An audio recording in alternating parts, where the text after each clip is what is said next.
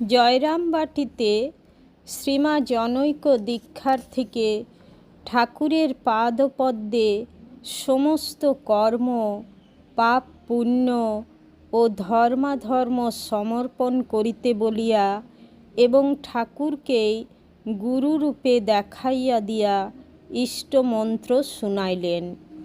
কিন্তু কৃপাপ্রাপ্ত সন্তানের পরে মনে হইল, ঠাকুরই যদি গুরু তবে মা কে? তিনি বুঝিতে পারেন নাই যে মা ও ঠাকুর অভিন্ন।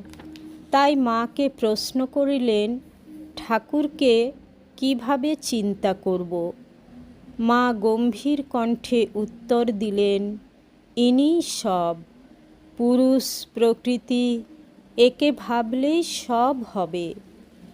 জনৈক স্ত্রী ভক্তকে শ্রীমা বলিয়াছিলেন, ঠাকুরের ভিতর সব দেবদেবী আছেন, এমনকি শীতলা মনসা পর্যন্ত।